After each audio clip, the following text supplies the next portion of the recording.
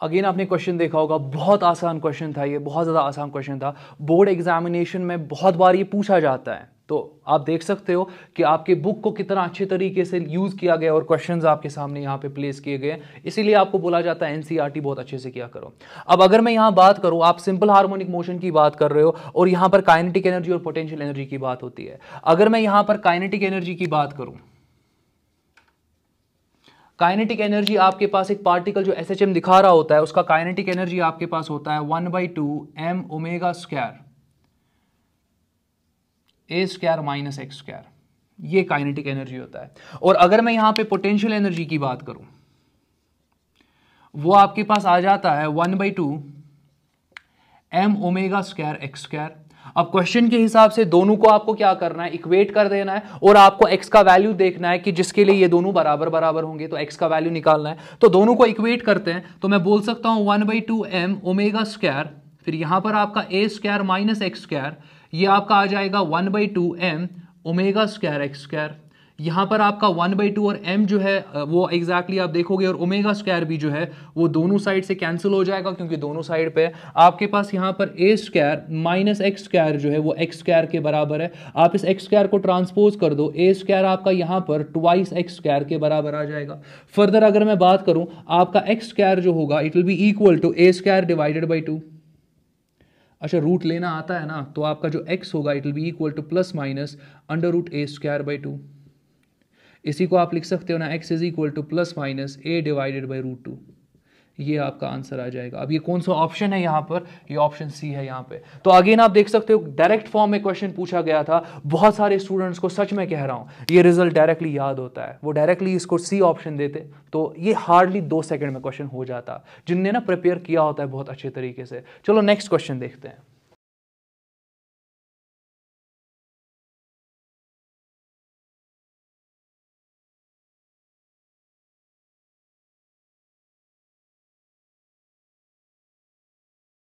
आपने क्वेश्चन देखा होगा, अच्छे से देखा होगा।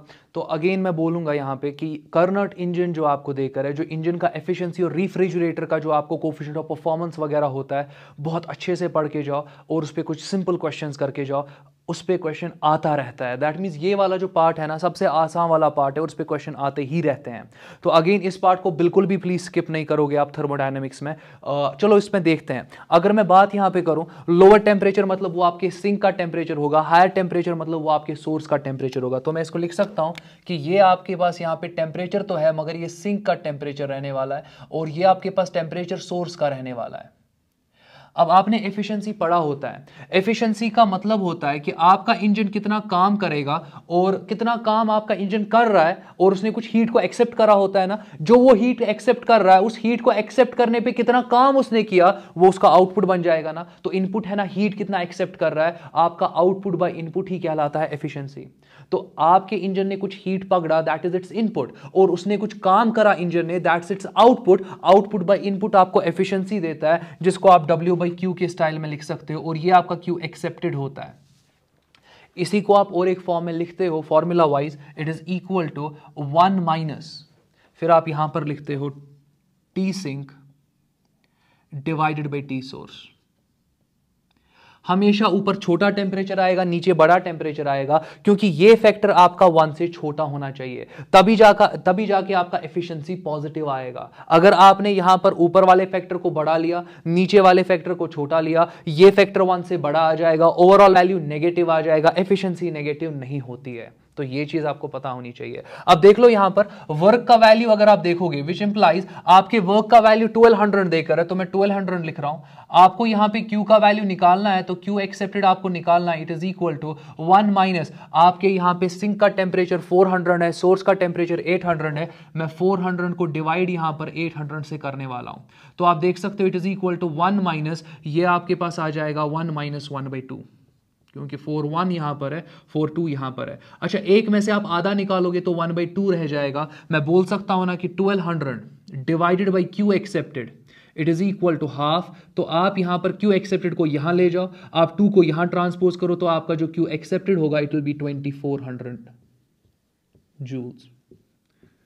अच्छा, ऐसा कौन सा ऑप्शन आपके पास है? ऑप्शन डी है। तो बहुत आसान क्वेश्चन था। मैं और एक बार बोल रहा हूं, रेफ्रिजरेटर और कार्नट इंजन अच्छे से करके जाओ, क्योंकि इन पे जब भी क्वेश्चंस आते हैं स्ट्रेट फॉरवर्ड क्वेश्चंस आ जाते हैं। कंफ्यूजन देखो स्टूडेंट्स को कहां पे होता है, वो कंफ्यूज होते हैं कि ऊपर बड़ा टेम्परेचर लिखे कि छोटा टेम्परेचर लिखे। देखो मैं तो पहले ही बोल रहा हूं ना आपको, ऊपर जरूरी है यहां पर क्या लिखना, यहां पर जरूरी है छोटा टेम्परेचर लिखना, ताकि ये फैक्टर 1 से छोटा आ जाए, ताकि एफिशिएंसी पॉजिटिव आ जाए। तो डायरेक्टली यहां पर छोटा टेम्परेचर आपके सिंक का टेम्परेचर होता है, बड़ा टेम्परेचर सोर्स का टेम्परेचर होता है, सिंक बाई सोर्स का स्टाइल टेम्परेचर में आ जाता है। चलो नेक्स्ट क्वेश्चन देखते हैं।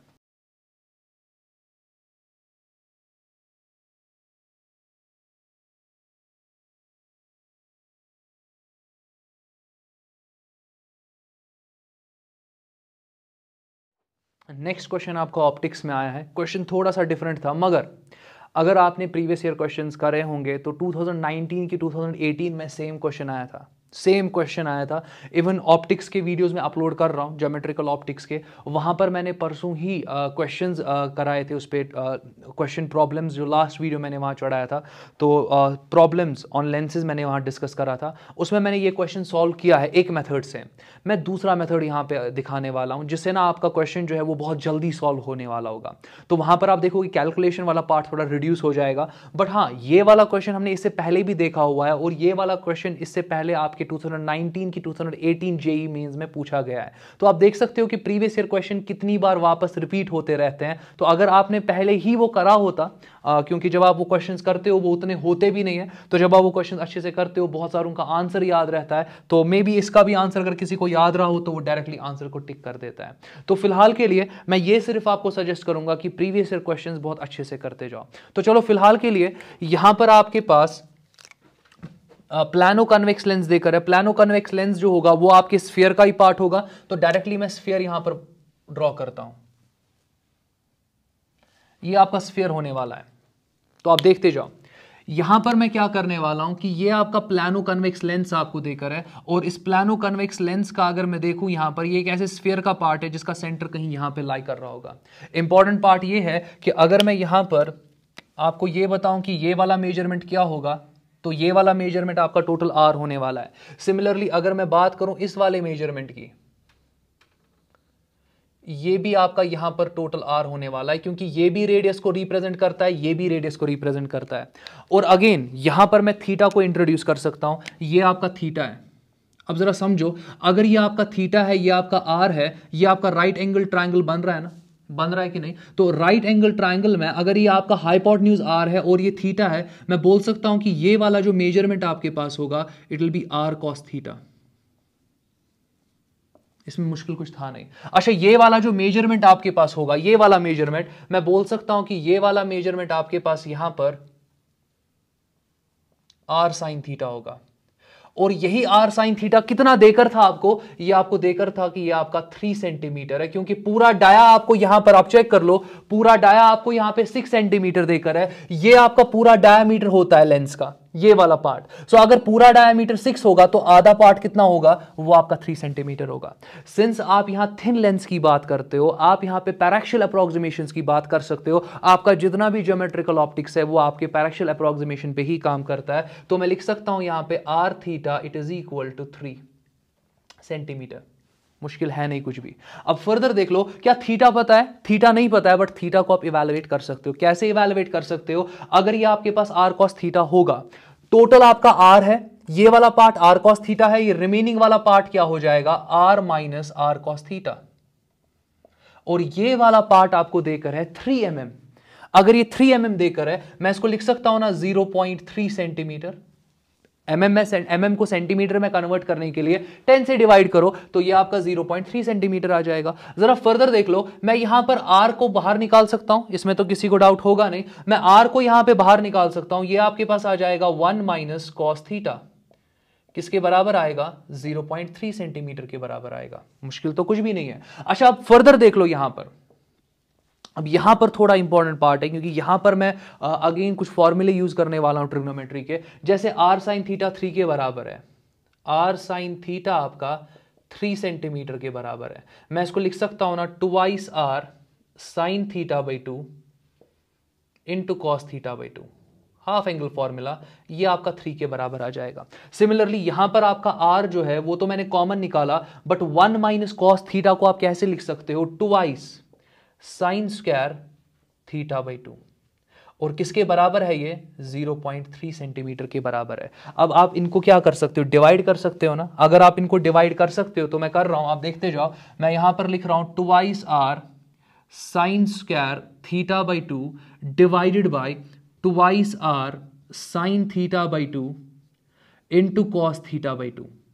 तो मैंने पहले ये वाला पार्ट लिया, ये तो 0.3 के बराबर है, और इसको डिवाइड किससे करना है, मुझे 3 से करना है। जरा फर्दर देख लो, यहां पे आपका 2r कैंसिल हो जाएगा, आपका साइन थीटा बाई 2 और यहां पर ऊपर साइन थीटा बाई 2 कैंसिल हो जाएगा, साइन बाई कॉस आपका टैन थीटा बाई 2 होता है, ये आपका आ जाएगा यहां पर 0.1 के बराबर। तो अगेन मैं यहां पे स्मॉल एंगल अप्रोक्सीमेशन यूज कर सकता हूं, मैं लिख सकता हूं therefore theta by 2 is equal to 0.1। Small angle approximation कहीं भी यूज कर सकते हो।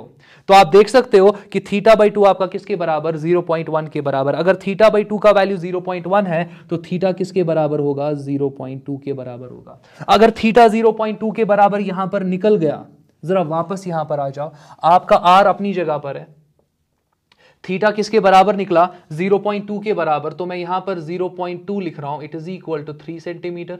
तो देयरफॉर आपका आर किसके बराबर होगा, 3 डिवाइडेड बाई 0.2। 0.2 कितना होता है, 2/10, ये 10 आपका ऊपर चला जाएगा, ये आपका बन जाएगा 30/2। तो आपके आर का वैल्यू यहां पर कितना आ जाएगा, R is equal to 15 centimetre.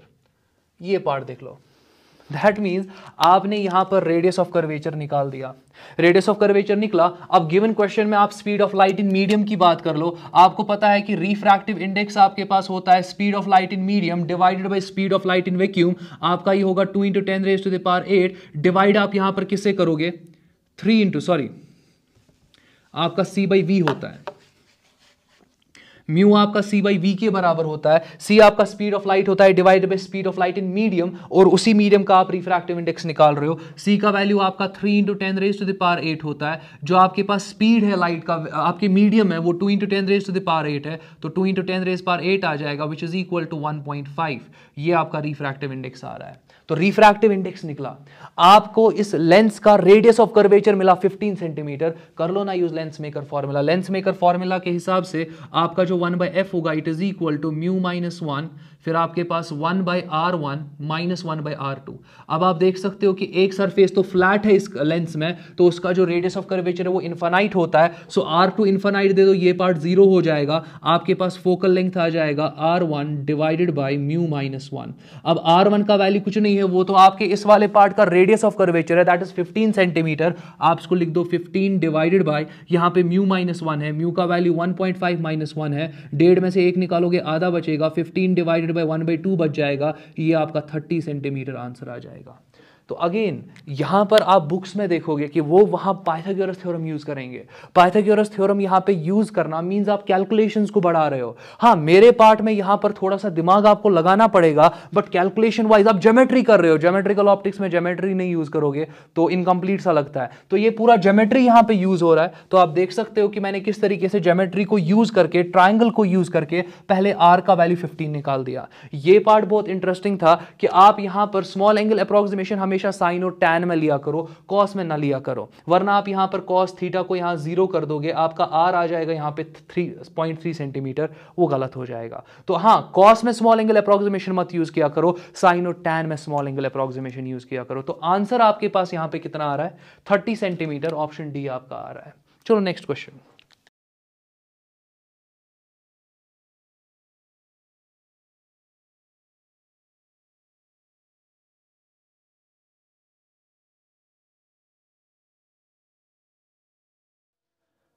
तो आपने क्वेश्चन देखा होगा, लॉजिक गेट्स पे क्वेश्चन आता ही रहता है, तो मैं रिकमेंड करूंगा, हाईली रिकमेंड करूंगा, आप नीट में हो या जेई में हो, लॉजिक गेट अच्छे से पढ़ के जाओ, बूलियन एक्सप्रेशंस अच्छे से पढ़ के जाओ, टाइम ग्राफ्स जो होते हैं इनके वो समझ कर अच्छे से जाओ, आप एक क्वेश्चन डायरेक्ट स्कोर कर ही दोगे। अब यहां पर अगर मैं बात करूं, यहां पर आपके पास ये जो गेट है, ये आपके पास नॉर गेट्स है। नॉर गेट आपका यूनिवर्सल गेट होता है, और हमेशा याद रखो जब भी आप नॉर या नैंड की बात करोगे, लेट अस अज्यूम मैं यहां पर नॉर ले रहा हूं, पहले ये आपका नॉर गेट है, ये और होता है, बबल नॉट होता है, तो ये बन जाता है नॉर गेट। नॉर गेट को जब आप एक ही इनपुट देते हो, कहने का मतलब ये है कि आप दो इनपुट्स दे रहे हो मगर वो सेम दे रहे हो, तो दैट मीन्स जब भी आप इसको ए देते हो ये आपको यहां पर ए का कॉम्प्लीमेंट देगा। दैट मीन्स जब भी आप यहां पर नॉर की बात करो, नॉर को दो इनपुट्स दे रहे हो मगर एक जैसा इनपुट दे रहे हो, ये बिहेव करता है एज अ नॉट गेट। ये मैं हर एक स्टूडेंट को कहता हूं कि ये चीज आप दिमाग में रखो, बहुत ज्यादा हेल्प करेगा आपको बहुत डिफरेंट क्वेश्चन सॉल्व करने में। सिर्फ इसके साथ नहीं, अगर मैं यहां पर, ये तो आपका नॉर गेट होता है, ये आपका नॉर गेट होता है, ये आपके पास एंड होता है, ये आपका एंड होता है, एंड के सामने बबल लगा दोगे तो बन जाएगा नॉट एंड, बन जाएगा नॉट एंड, जिसको आप नैंड गेट कहते हो। नैंड गेट में भी अगर आप सेम इनपुट दोगे, दो इनपुट्स दे रहे हो मगर दोनों के दोनों इनपुट सेम दे रहे हो, आउटपुट में आपको ए का कॉम्प्लीमेंट मिल जाएगा। दैट मींस आपका यहां पर नॉर और नैंड बिहेव कर रहे हैं एज अ नॉट गेट, बस इतना पता होना चाहिए। अब क्वेश्चन पे आ जाते हैं। आपने यहां पर ए दे दिया, ए आप यहां पर दे रहे हो, आपको पता है कि ये बिहेव करेगा as a not gate. Not gate का मतलब यहां पर आपको ए कॉम्प्लीमेंट मिल जाएगा।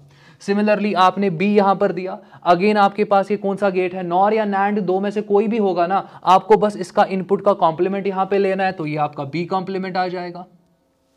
तो मुश्किल है नहीं कहीं पे। अब फर्दर आप देख लो, यहां पर आपका जो बी कॉम्प्लीमेंट है वो इसमें इनपुट जा रहा है, ए कॉम्प्लीमेंट इसमें इनपुट जा रहा है। पहले आपके पास और गेट है, फिर आपके पास यहां बबल रिप्रेजेंट करता है नॉट गेट को। दैट मींस अगर मैं पहले और का ऑपरेशन परफॉर्म करूं, आपके दो इनपुट्स क्या क्या आ रहे हैं, A complement and B complement, तो ये जो और वाला पार्ट है ये करेगा ए कॉम्प्लीमेंट और बी कॉम्प्लीमेंट। बट आपके पास बबल है ना, ये बबल इस पूरे को क्या करेगा, इस पूरे का कॉम्प्लीमेंट ले लेगा। दैट मींस इस पर एक होल कॉम्प्लीमेंट आ जाएगा। अब समझो, अब आप डिमॉर्गन थ्योरम यूज कर सकते हो। अगर आप यहां पर ऊपर वाले कॉम्प्लीमेंट को अलग अलग टर्म्स में ब्रेक करोगे ना, तो आप यहां पर ए कॉम्प्लीमेंट को अलग से कॉम्प्लीमेंट दोगे, प्लस को आप अलग से कॉम्प्लीमेंट दोगे, और बी कॉम्प्लीमेंट को आप अलग से कॉम्प्लीमेंट दोगे। दैट मींस यहां पर ए कॉम्प्लीमेंट पहला टर्म है, इसको ऊपर वाले कॉम्प्लीमेंट से एक अलग से कॉम्प्लीमेंट दे दो, फिर आपका प्लस यहां पर है, प्लस को भी आप कॉम्प्लीमेंट दे दो, फिर आपका यहां पर बी कॉम्प्लीमेंट है, इसको भी कॉम्प्लीमेंट दे दो, तो बी कॉम्प्लीमेंट पर भी अलग से कॉम्प्लीमेंट आ जाएगा। अच्छा, ए कॉम्प्लीमेंट पे जब कॉम्प्लीमेंट दोगे ना, कॉम्प्लीमेंट्स एक दूसरे के इफेक्ट को कैंसिल करेंगे, ये ए आ जाएगा। अच्छा, प्लस का कॉम्प्लीमेंट आपका डॉट होता है, बी का डबल कॉम्प्लीमेंट आपका बी आ जाएगा, तो ये ए डॉट बी बन गया ना। अब यहां पर आपके पास ए डॉट बी है। अब ए डॉट बी अगर यहां पर है, ये तो एंड ऑपरेशन है ना। अब अगर आपके पास ये ए डॉट बी आप इनपुट में दे रहे हो, आउटपुट में क्या मिलेगा, ये बिहेव करेगा गना एज अ नॉट गेट। अगर आपका ये गेट बिहेव करेगा एज अ नॉट गेट, आपके आउटपुट में आपको ए डॉट बी का होल कॉम्प्लीमेंट मिलेगा। अच्छा, ए डॉट बी का होल कॉम्प्लीमेंट कब आपको मिलता है, जब आप नैंड गेट यूज करते हो। नैंड गेट का जो आपका बूलियन एक्सप्रेशन होता है वो आपके पास होता है ए डॉट बी का होल कॉम्प्लीमेंट। कैसे होता है एक बार देख लो। ये आपका एंड गेट है, यहां पे इसको आप इनपुट ए और बी दे दो, और यहां पर आगे जाके आपके पास एक नॉट गेट है। तो ऐसा कर रहा हूं ना, एंड गेट क्या करेगा, जो आपका एंड गेट है यहां पे, जो आपका एंड गेट यहां पर है, वो इन दोनों को यहां पर क्या करेगा, A and B. That means यहां पर आपको ए एंड बी मिलेगा। और ये नॉट गेट क्या करेगा, इस ए एंड बी पे कॉम्प्लीमेंट चढ़ा देगा, तो आपको यहां पे ए डॉट बी का होल कॉम्प्लीमेंट मिलेगा। तो ये पूरा गेट है कौन सा, मगर ये पूरा गेट आपका यहां पर नैंड गेट कहलाता है। तो नैंड गेट में अगर आप दो इनपुट्स ए और बी देते हो, आउटपुट में आपको A dot B whole complement मिलता है। यहां पर भी आपने ए और बी दो इनपुट्स दे दिए, आउट में आपको ए डॉट बी का होल कॉम्प्लीमेंट मिल गया। दैट मींस ये पूरा सर्किट जो है ये आपका यहां पे रिप्रेजेंट कर रहा है नैंड गेट को। तो मुश्किल नहीं है, बहुत आसान है, बस आप चीज़ों को समझने की कोशिश करो। अगर नहीं समझ में आया, वीडियो को रिवाइंड करो, एक बार और देखो, आपको ये अच्छे से समझ में आएगा। डिमॉर्गन थ्योरम अच्छे से समझ में आना चाहिए कि अगर आपके पास a प्लस बी का होल कॉम्प्लीमेंट है, आप यहां पर a को अलग से कॉम्प्लीमेंट दो तो a कॉम्प्लीमेंट, प्लस को अलग से कॉम्प्लीमेंट दो तो डॉट बन जाएगा, b को अलग से कॉम्प्लीमेंट दो तो b कॉम्प्लीमेंट बन जाएगा। ऐसे ही अगर आपके पास a डॉट b का होल कॉम्प्लीमेंट है, a को अलग से कॉम्प्लीमेंट दो तो a कॉम्प्लीमेंट बन जाएगा, डॉट को अलग से कॉम्प्लीमेंट को दो तो प्लस बन जाएगा, बी को अलग से कॉम्प्लीमेंट दो तो बी कॉम्प्लीमेंट बन जाएगा। ये दो थ्योरम्स बहुत ज्यादा यूज होते रहते हैं आपके इन लॉजिक गेट्स में। तो चलो नेक्स्ट क्वेश्चन देखते हैं।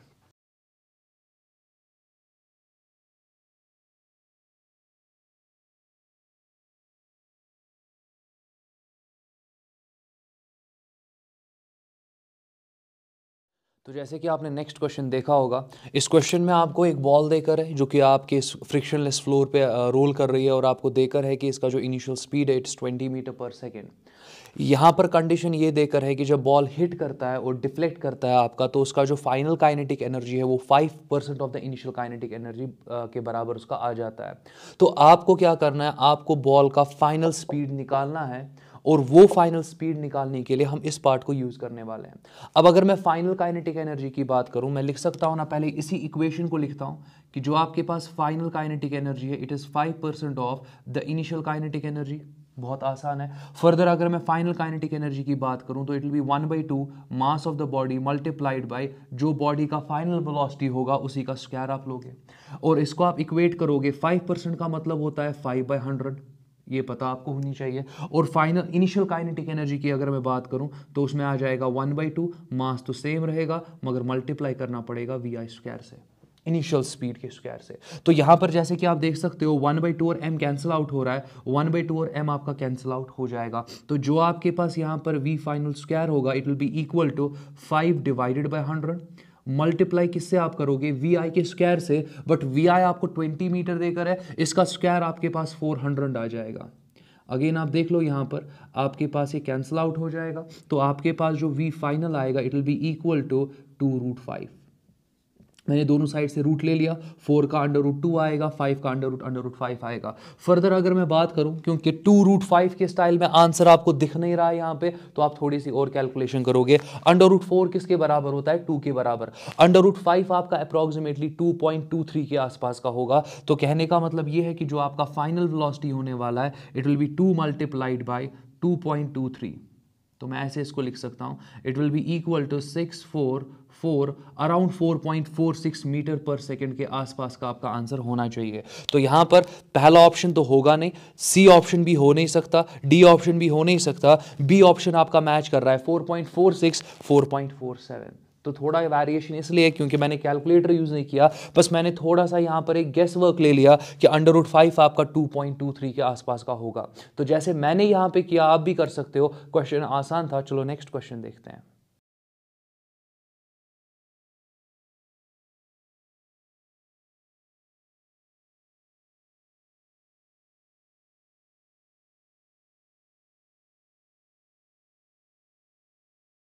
तो आपने क्वेश्चन पढ़ा होगा और बहुत सारे स्टूडेंट्स ने क्वेश्चन पढ़ते पढ़ते ही आंसर बी दिमाग में लाया होगा। इसका डायरेक्ट आंसर आपके पास ऑप्शन बी 6 है।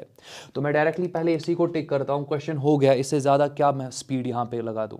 तो अब अगेन अगर मैं बात करूँ यहाँ पे, अब जिनको नहीं पता कि आंसर कैसे आया, तो देख लो पहले एनर्जी का इक्वेशन आपके पास जो आपका En होता है it is equal to -13.6 Z² divided by n²। अब आप क्या मुझे बोल रहे हो, मैं यहाँ पर एनर्जी की बात कर रहा हूँ और मुझे n का वैल्यू निकालना है कार्बन के लिए, सच दैट उसका वैल्यू अगर मैं देखूं यहाँ पे -13.6 Z² डिवाइडेड बाय n² जो है वो हाइड्रोजन के ग्राउंड लेवल के एनर्जी के बराबर आना चाहिए, जो कि सबको पता है -13.6 इलेक्ट्रॉन वोल्ट के बराबर होता है। अब अगर मैं यहाँ पे बात करूं, Z का वैल्यू 6 होता है फॉर कार्बन, तो आप यहां पे देख सकते हो कि -13.6 multiplied by 6² divided by n² आपका -13.6 इलेक्ट्रॉन वोल्ट के बराबर आएगा। अब यहां पर जब आप इवेलुएट करोगे ना, ये वाला पार्ट और ये वाला पार्ट कट जाएगा, n² को यहां ट्रांसपोज कर सकते हो, आप लिख सकते हो 6² is equal to n², therefore n is equal to 6। Direct answer आ गया। तो अगेन बहुत आसान सा क्वेश्चन था, आपको ये क्वेश्चंस आने चाहिए करने, ये आपके टाइम बचाते हैं ऐसे क्वेश्चंस, ताकि आप फिर जो आपका रिमेनिंग टाइम बच जाता है ना, ताकि उसमें आप थोड़े से डिफिकल्ट वाले क्वेश्चंस पर भी टाइम इन्वेस्ट कर सको। चलो नेक्स्ट क्वेश्चन देखते हैं।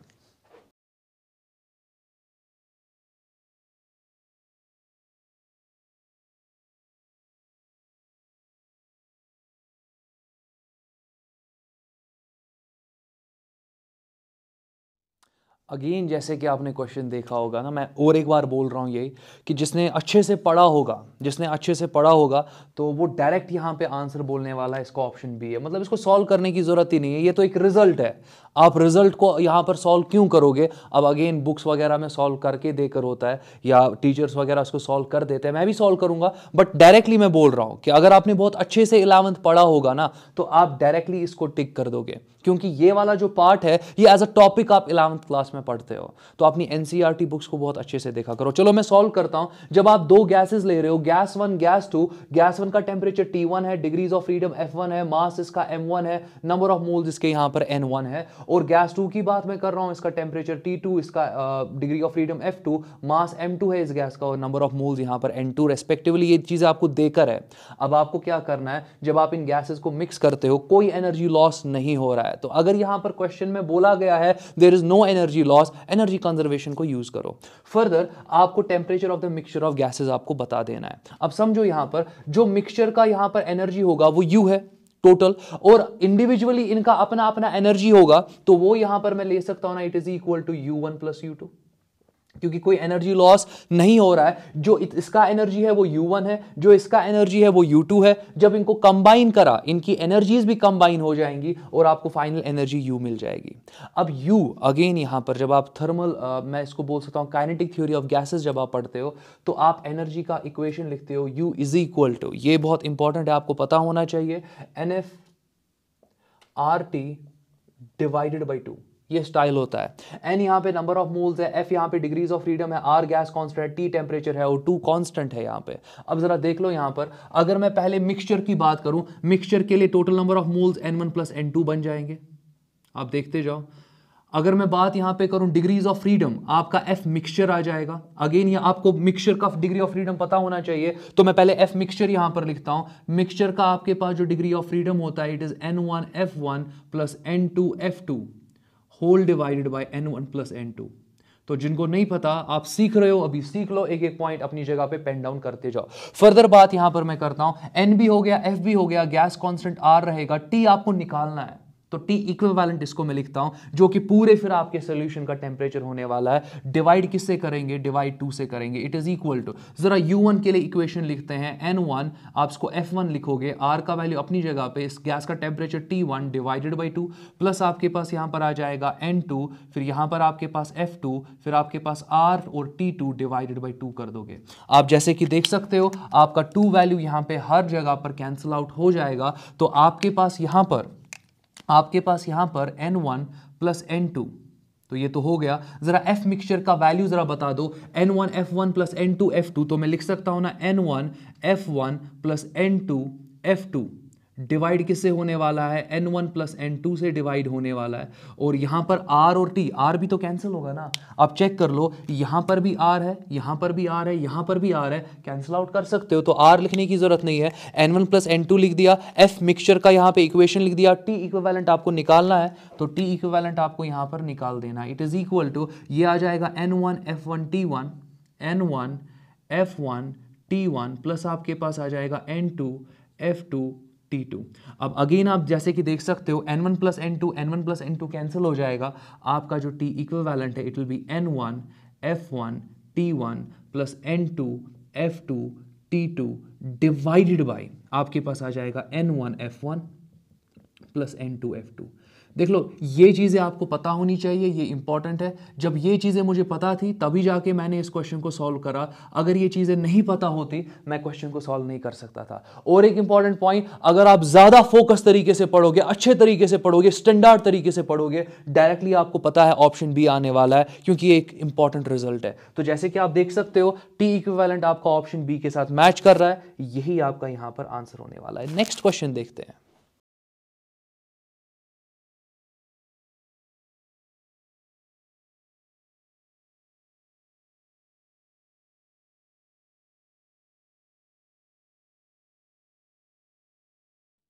तो इस क्वेश्चन में आपको क्या देकर है कि आपका एक करंट कैरिंग कंडक्टर है जिसमें करंट 10 एम्पियर देकर है, उसका क्रॉस सेक्शनल एरिया आपको 5 mm² देकर है, इसको मीटर में कन्वर्ट करेंगे। आपका ड्रिफ्ट वेलोसिटी 2 × 10⁻³ मीटर पर सेकंड देकर है। आपको सिंपली निकालना है इलेक्ट्रॉन का कंसंट्रेशन। आप देख सकते हो यहाँ पर क्यूबिक मीटर की बात हो रही है, तो इलेक्ट्रॉन का कंसंट्रेशन निकालना है। डायरेक्ट क्वेश्चन आया है, इसमें टाइम नहीं लगना चाहिए। आपको पहले ही पता होता है कि I = NEAVD, ये डायरेक्ट इक्वेशन यहाँ पे यूज होने वाली है। करंट का वैल्यू आपको 10 एम्पियर देकर है, करंट की जगह पे 10 पुट करो, एन का वैल्यू आपको नहीं पता, इलेक्ट्रॉन का charge 1.6 into 10 raise to the power -19 होता है।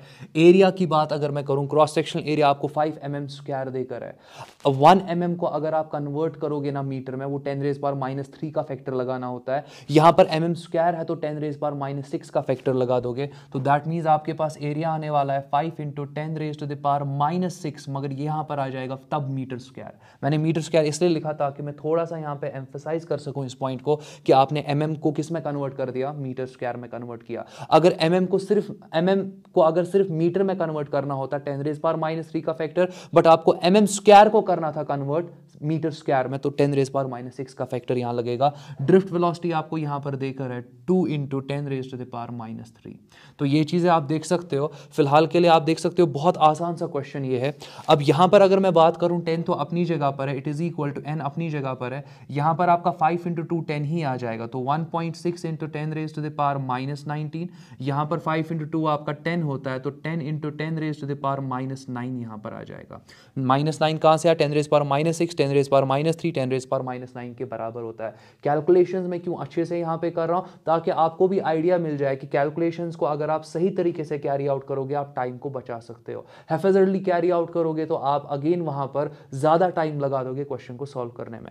फर्दर देख लो, यहां पर 10 अपनी जगह पर है, it is equal to n अपनी जगह पर है, ये आपका 1.6 into 10 raise to the power, यहां पर आपका -19 है, -19 और -9 आपका यहां पे -28 आएगा, मगर यहां एक 10 भी तो है, तो ये आपका 10 रेज पावर -27 आ जाएगा। तो अभी तक कहीं पे किसी को डाउट नहीं होना चाहिए। तो दैट मीन्स आपका जो n का वैल्यू है वो 10 divided by 1.6 into 10 raise power -27 होने वाला है। तो मुश्किल मत है कहीं पे। फर्दर देख लो, मैं इसको लिख सकता हूं ना 100 डिवाइडेड बाई 16, मैं इसको यहां पर 16/10 लिख रहा हूं, तो 10 ऊपर जाएगा तो 100/16, और ये वाला पार्ट भी आपका ऊपर जाएगा, तो मल्टीप्लाई आप कर दोगे 10 रेज टू द पावर 27 से।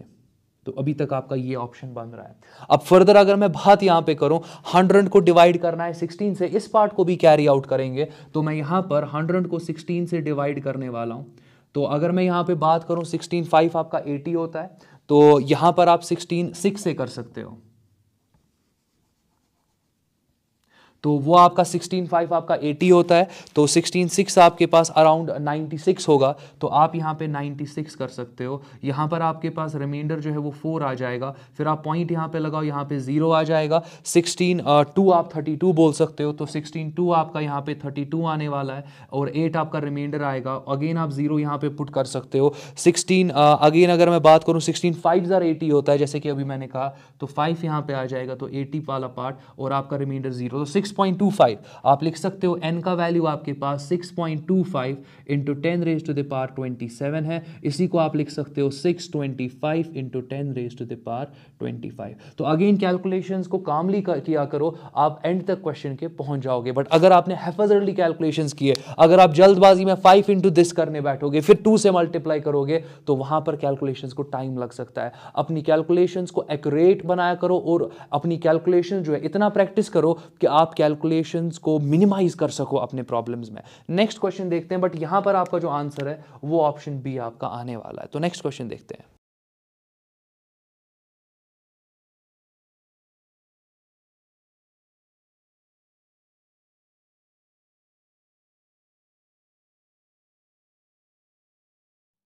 अब आपके पास इंटीजर टाइप क्वेश्चंस है, आपकी कैलकुलेशंस बहुत एक्यूरेट होनी चाहिए, और आपको फाइनली इंटीजर वैल्यू सब्स्टिट्यूट करना होता है। अब देख लो, यहाँ पर अगर मैं बात करूँ, आपको कवरेज एरिया के बारे में बोला गया है, तो क्वेश्चन कम्युनिकेशन वाले चैप्टर से है। कवरेज एरिया की फॉर्मूला डायरेक्टली अगर मैं बात करूँ, तो कवरेज एरिया आपका होता है पाई आर स्क्वायर, जहां पर ये आपका जो आर होता है ये रेंज ऑफ एंटीना होता है। तो मुश्किल मत है कुछ। अब रेंज ऑफ एंटीना की अगर मैं बात करूं, तो रेंज ऑफ एंटीना आपके पास होता है √2r/h। अच्छा, r यहां पर क्या है, अर्थ का रेडियस, h यहां पर आपके टॉवर का, एंटीना मतलब जो टॉवर आपका होता है उसका हाइट होता है। तो यहां पर डायरेक्टली मैं इसको अगर यहां सब्स्टिट्यूट कर लूं, तो पाई अपनी जगह पे, r स्क्वायर का वैल्यू आप यहां पे 2r/h लिख दोगे। r स्क्वायर का वैल्यू सब्स्टिट्यूट कर रहा हूं, r का नहीं, r स्क्वायर का वैल्यू सब्स्टिट्यूट कर रहा हूं। पाई का वैल्यू 3.14 है, 2 अपनी जगह पर है, रेडियस ऑफ अर्थ आपका 6400 100 किलोमीटर है, हाइट आपका 30 मीटर में देकर है, तो डिवाइड आप यहां पर 1000 से कर दो, तो हो गया ना। अब इसको सॉल्व करना है, मैं लूंगा टाइम यहां पे, मैं इसको सॉल्व करूंगा ताकि आप भी देख लो कि मैं कैलकुलेटर यूज नहीं कर रहा हूं, डायरेक्ट आंसर आपको यहां पर नहीं दे रहा हूं। तो आप देख लो यहां पर 0 और 0 कैंसिल होगा, ये 2 0 ये 2 0 यहां पर कैंसिल हो जाएंगे। फर्दर अगर मैं बात यहां पे करूं तो आपके पास 3.14 मल्टीप्लाइड बाई 2 है, मल्टीप्लाइड बाई यहां पर आपके पास 64 रह रहा है और यहां पर आपके पास 3 रह रहा है। फर्दर देखते जाओ, आपका 2 इंटू 3 6 होता है और 6 को आप 3.14 से मल्टीप्लाई कर सकते हो, तो ये आपके पास 3.14 मल्टीप्लाइड बाई 6 मल्टीप्लाइड बाई 64 अभी तक आ रहा है। तो ठीक है, मैं कैलकुलेशंस को फर्दर कैरी आउट करता हूं। यहां पर आपके पास 24 4 आ जाएगा, 2 कैरी 6 1 6 7 8, यहां पर आपके पास 6 3 18 आएगा, तो ये आपके पास 18.84 आ जाएगा। और मल्टीप्लाई किससे कर रहे हो, मल्टीप्लाई 64 से कर रहे हो, तो अगेन आप क्या कर सकते हो, आप इसको 1884 लिख सकते हो, मल्टीप्लाई 64 से कर सकते हो और डिवाइड यहां पर 100 से कर सकते हो। अब इस वाले पार्ट में थोड़ा सा टाइम लग सकता है, अगेन मैं कैलकुलेशंस को एंड तक कैरी आउट करने वाला हूं, तो आप देखते जाओ। तो 1884 को आप 64 से मल्टीप्लाई करने वाले हो, 4 4 आपका 16 होता है, आपका 8 4 32 33, 3 लिखोगे 3 कैरी आएगा, 8 4 32 और 32 आपके पास 35 आ जाएगा, 5 लिखोगे तो 3 आपका कैरी आ जाएगा, 4 1 4 5 6 7 आपके पास, मल्टीप्लाई 6 4 24, 4 लिखोगे 2 कैरी आ जाएगा आपके पास, यहाँ पर आपके पास 8 6 48 होता है, 48 और 50 बन जाएगा 0, तो 5 आपका कैरी आ जाएगा, अगेन आपके पास 48 और 5 आपके पास 53, तो 3 आप लिखोगे, 5 आपका कैरी आ जाएगा, 6 1 6 आपके पास है और प्लस 5 कर दोगे तो ये आपका यहाँ पर 11 आ जाएगा। तो बहुत आसान है, आप देख सकते हो कि मैंने कैलकुलेशंस कर दी, तो यहाँ पर 6 आपके पास आएगा, 4 और 3 आपका 7 होता है, ये 5 आएगा, ये आपका 10 आएगा, ये आपके पास 2 आएगा, 1 आएगा, और अगेन ये तो न्यूमरेटर वाला पार्ट मैंने सॉल्व कर दिया, तो न्यूमरेटर वाले पार्ट में 1 2 0 5 7 6 आ रहा है, डिवाइड 100 से करना है ना, तो यहाँ पर डिवाइड 100 से करने 100 से आप डिवाइड कर रहे हो, तो आपका आंसर जो है वो 1205.76 आ जाएगा। अब ये यहाँ पर आप 76 को राउंड ऑफ करोगे to get an integer value, तो वो आपका 1206 होगा अप्रोक्सीमेटली, तो ये आपका आंसर आने वाला है। तो कहने का मतलब ये है कि यहां पर आपके पास जो आप इंटीजर लिखने वाले हो that will B 1206 and it will be in kilometre square, क्योंकि आप कवरेज एरिया की बात कर रहे हो, सारे मेजरमेंट्स आपने किलोमीटर में ले लिए। चलो नेक्स्ट इंटीजर क्वेश्चन देखते हैं।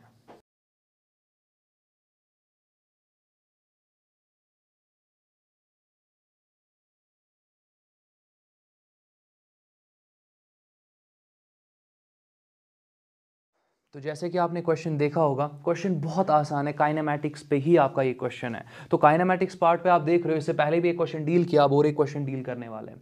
आप देख लो यहाँ पर आपको ओमेगा इनिशियल ओमेगा फाइनल देकर है, तो एंगुलर वेलोसिटी आपके यहाँ पर आप देख रहे हो कि ये इतना चेंज कितने टाइम में आ रहा है, 26 सेकेंड में। ये रेवोल्यूशंस पर मिनट है, रेवोल्यूशंस पर मिनट है, इनको सेकेंड में आप कन्वर्ट कर सकते हो ना, कुछ नहीं करना है, इसको डिवाइड 60 से करना है, इसको डिवाइड 60 से करना है। तो चलो पहले यहाँ पर इनको रेवोल्यूशंस पर सेकेंड के हिसाब से देखते हैं। तो आपके पास यहां पर आप 900 को डिवाइड कर दोगे किससे, 60 से, ये आपके पास 0 और 0 कैंसिल हो जाएगा, तो आप इसको लिख सकते हो 3 2, ये आपका 330 आ जाएगा, तो आप इसको सीधे 15 लिख सकते हो, 15 रेडियन पर सेकेंड आपका ये आ जाएगा। तो हो गया। अब इसी तरीके से आप इसको भी पहले रेडियंस पर सेकंड में कन्वर्ट करो, करना कुछ नहीं है, 2460 को आपको बस यहां पर 60 से डिवाइड कर देना है, 0 0 कैंसिल हो जाएगा, ये आपका 6424 होता है, 41 रेडियन पर सेकंड आ जाएगा।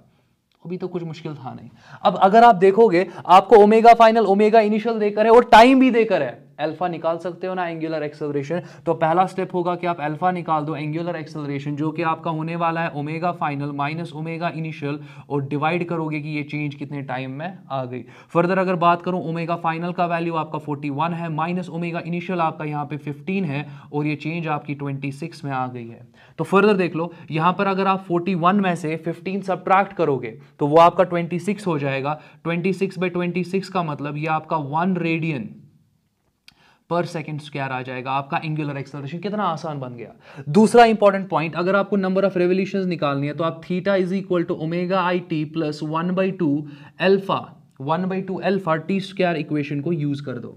यही थीटा आपके पास number of revolutions by the truck engine निकाल देगा। तो यहां पर अगर मैं बात करूं ओमेगा इनिशियल, देख लो यूनिट को अगर कन्वर्ट नहीं करोगे, सच में इसमें गलती हो सकती है, इसमें 100% गलती हो सकती है, फिर आपका आंसर कुछ डिफरेंट आएगा, उसी को सब्स्टिट्यूट करोगे और क्वेश्चन आपका गलत हो जाएगा। तो ओमेगा इनिशियल की अगर मैं बात करूं वो तो 15 है ना, तो आप 15 यहां पे लिख दोगे मल्टीप्लाइड बाय टाइम यहां पे 26 सेकेंड्स है प्लस 1/2 अपनी जगह पर, अल्फा का वैल्यू 1 है आपके पास, टाइम का स्क्वायर कर दोगे तो 26 का स्क्वायर वो 26 × 26 में लिख सकता हूं 2 1 और ये आपका 213 आ जाएगा। जरा देख लो यहां पर 15 × 26 अपनी जगह पर, फिर प्लस आपके पास 13 × 26 है, आप यहां पर 26 को कॉमन निकाल सकते हो। 26 को कॉमन निकालने पे आपका 15 + 13 कितना आ जाएगा, 15 + 13 आपका यहां पर 28 आ जाएगा। तो 26 × 28 अब आपको कर देना है और आपका आंसर आ जाएगा। मैं कैलकुलेशंस को यहां पर नहीं छोड़ूंगा, मैं फर्दर कैरी आउट करूंगा ताकि आप भी जब भी कोई क्वेश्चन किया करो कैलकुलेशंस को एंड तक ले जाया करो, सो दैट आपकी स्पीड बढ़ जाए। स्पीड ऐसे ही बढ़ती है। तो आप देख सकते हो 26 को आपको यहां पर मल्टीप्लाई करना है 28 से, 8 6 आपका 48 होता है, 8 तो 4 कैरी आएगा, 8 2 आपका 16 होता है तो ये 20 आ जाएगा। यहां पर 2 6 12 होता है, 2 लिखोगे तो 1 कैरी आएगा, 2 2 4 और ये आपके पास 5 आ जाएगा। 8 अपनी जगह पे, 2 यहां पर आ जाएगा, 5 और ये आपका 7 आ जाएगा। 728 आपके थीटा का आंसर आ रहा है। तो अगर मैं number of revolutions by truck engine की बात करूं तो अगेन इंटीजर वैल्यू ही आंसर आना चाहिए, और अगर डेसिमल में आ जाएगा तो नियरेस्ट राउंड ऑफ किया करो, तो आपका आंसर फिलहाल के लिए 728 आ रहा है रेडियंस। तो होपफुली किसी को डाउट नहीं होगा। नेक्स्ट क्वेश्चन चेक करते हैं।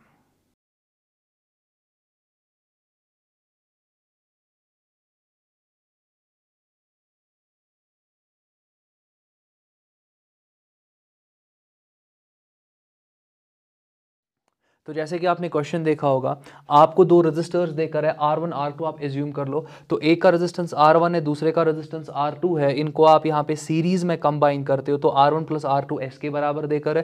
पैरेलल में अगर आप इन्हीं रेजिस्टर्स को कंबाइन करोगे तो आपको लिखना होता है product of resistances divided by sum of resistances, वो आपका पैरेलल का इक्विवेलेंट रेजिस्टेंस आ जाता है। पैरेलल में वो आपका इक्विवेलेंट रेजिस्टेंस आ जाता है। कंडीशन आपको ये देकर है कि आपका जो सीरीज में इक्विवेलेंट रेजिस्टेंस आ रहा है इट इज n टाइम्स, जो कि पैरेलल में आने वाला है। तो यहां पर इस इक्वेशन को यूज करके आपको यहां पर बताना है कि n का मिनिमम वैल्यू आप कितना दे सकते हो, मिनिमम वैल्यू। तो वो पार्ट बहुत इंपॉर्टेंट है। अब क्वेश्चन को सॉल्व कैसे करेंगे आप देखते जाओ, बहुत इंपॉर्टेंट क्वेश्चन है ये। यहां पर आपको s जो है वो n टाइम्स p के बराबर देकर है। s का वैल्यू आप चेक कर सकते हो, it is R1 + R2। n अपनी जगह पर है और p का वैल्यू आपके पास R1 R2 divided by R1 + R2 है। अब R1 R2 को यहां ट्रांसपोज कर दो तो R1 + R2 यहां पर आप होल स्क्वायर लोगे, it will be equal to n times R1 R2।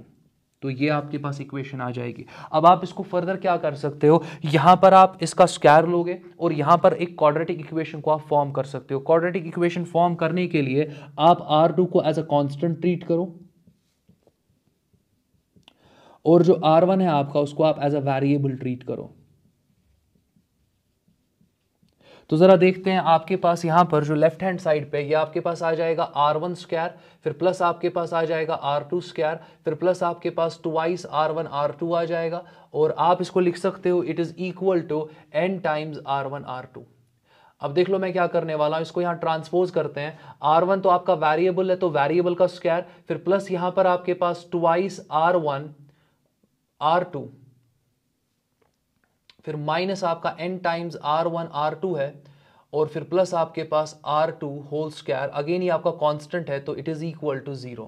बहुत आसान है अभी तक। अब देख लो यहां पर मैं R1 स्क्वायर अपनी जगह पे रख रहा हूं, फिर प्लस यहां पे ट्वाइस R2 यहां पर लिख रहा हूं, माइनस n टाइम्स R2 यहां पर लिख रहा हूं, बट R1 को मैंने यहां पे कॉमन निकाल दिया, फिर प्लस में यहां पर R2 स्क्वायर लिख रहा हूं, it is equal to 0। R2 आपका कांस्टेंट है, यहां पर भी कांस्टेंट है, यहां पर भी कांस्टेंट है आपके पास, तो आप इसको रिलेट कर सकते हो a टाइम्स एक्स स्क्वायर, फिर प्लस आपके पास b टाइम्स x आ जाएगा, प्लस आपके पास कांस्टेंट इज इक्वल टू 0। एक क्वाड्रेटिक इक्वेशन के लिए अगर आप रियल रूट्स की बात करोगे तो डिस्क्रिमिनेंट आपका ग्रेटर देन इक्वल टू 0 होना चाहिए। तो डिस्क्रिमिनेंट जो है आपका ग्रेटर देन इक्वल टू 0 होना चाहिए। यहां पर आप डिस्क्रिमिनेंट की बात करें तो मैं बोल सकता हूं b स्क्वायर माइनस 4ac जो है ये आपका ग्रेटर देन इक्वल टू 0 आना चाहिए। अब अगर मैं b का स्क्वायर यहां पे लूं तो ये आपके पास twice R2 minus n times R2, यहां इसका स्क्वायर आप लोगे, -4 टाइम्स a का वैल्यू 1 है और c का वैल्यू R2 का स्क्वायर आपके पास है, तो ये आपका ग्रेटर देन इक्वल टू 0 होना चाहिए। अभी तक कहीं पे किसी को डाउट नहीं होना चाहिए। अब देख लो यहाँ पर मैं सिंपली यहाँ पे क्या कर सकता हूँ, मैं 2 माइनस एन यहाँ पे मतलब मैं R2 को कॉमन निकाल सकता हूँ, तो 2 माइनस एन आपका बच जाएगा, इसका होल स्क्वायर आपके पास है, it must be greater than equal to 4 times R2 square. अब ये स्क्वायर आपके दोनों टर्म्स का है, तो 2 माइनस एन का होल स्क्वायर और यहाँ पर R2 का स्क्वायर आपके पास है, it must be greater than equal to 4 times R2 का स्क्वायर। R2 स्क्वायर यहाँ पे कैंसिल हो जाएगा। तो कहने का मतलब यहाँ पर ये है कि आपके पास 2 माइनस एन होल स्क्वायर जो है it has to be greater than equal to 4 की जगह पर मैं 2 स्क्वायर लिख सकता हूं, तो एक ही बात है। अब समझो यहां पर a माइनस बी का होल स्क्वायर आप कर सकते हो ना, तो वो आपके पास आ जाएगा a स्क्वायर, फिर आपके पास आ जाएगा प्लस बी स्क्वायर, फिर आपके पास आ जाएगा minus 2 into A into B. It has to be greater than equal to 2 square. 2 square और 2 स्क्वायर को आप यहां कैंसिल आउट कर सकते हो। ये आपका n स्क्वायर माइनस 4n जो है it has to be greater than equal to 0। आप यहां n को कॉमन निकालो, n माइनस 4 वहीं पे रह जाएगा, it has to be greater than equal to 0। That means n has to be greater than equal to 0। n minus 4 जो आपके पास है it has to be greater than equal to 0। But n का value यहां पर आप देख लो, minimum की बात हो रही है, आपका n या तो 0 होना चाहिए या 0 से बड़ा। तो मिनिमम की अगर मैं बात करूं, या तो आपका n मिनिमम 0 हो सकता है, या यहां पर अगर मैं बात करूं n has to be greater than equal to 4, तो अगर मैं n मिनिमम की बात करूं, आपका n या तो 4 के बराबर होगा या तो 4 से बड़ा होगा। दैट मींस n का मिनिमम वैल्यू इस कंडीशन के हिसाब से मैं 4 ले सकता हूं। n का वैल्यू 0 हो नहीं सकता। क्यों नहीं हो सकता? क्योंकि अगर आप n का वैल्यू 0 पुट करोगे, यहां पर n का वैल्यू 0 आएगा, सीरीज कॉम्बिनेशन का इक्विवेलेंट रेजिस्टेंस 0 आएगा, विच इज रॉन्ग। क्यों रॉन्ग है? क्योंकि आपके पास दो रेजिस्टर्स है, 1 ओम एंड 2 ओम, उन दोनों का समेशन कभी 0 के बराबर नहीं हो सकता। दो रेजिस्टर्स है अगर आपके पास, उनका कुछ ना कुछ रेजिस्टेंस होगा, उनका समेशन कभी भी 0 के बराबर नहीं हो सकता। तो n equal to 0, n minimum equal to 0 आप नेग्लेक्ट यहां पे करोगे, या आप सिंपली इसको यहां पर ड्रॉप करोगे, तो आपका जो n मिनिमम होने वाला है it has to be equal to 4।